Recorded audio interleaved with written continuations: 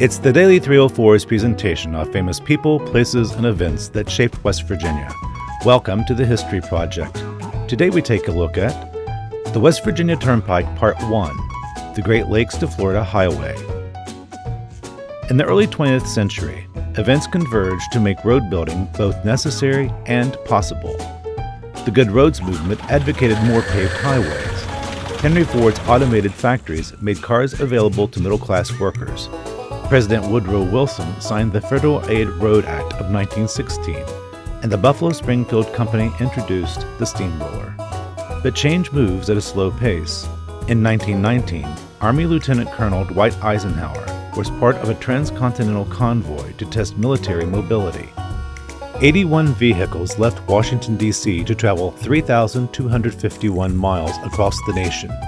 In the east, covered bridges were a hindrance, but in the west, the roads weren't even paved. The convoy reached San Francisco 62 days later. Eisenhower was nonplussed. In the 1920s, roads were named, not numbered, and civic leaders encouraged commerce by creating auto trails, connecting multiple state roads under one name. And the Charlotte Chamber of Commerce proposed the Great Lakes to Florida Highway to promote travel from Detroit to Jacksonville, Florida.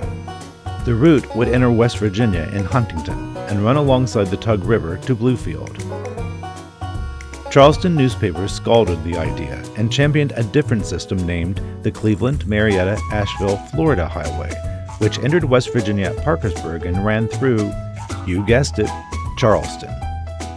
By the 1940s, Eisenhower was a general fighting World War II in Europe, and the Pennsylvania Turnpike opened with great success, setting in motion a turnpike craze among states, including West Virginia.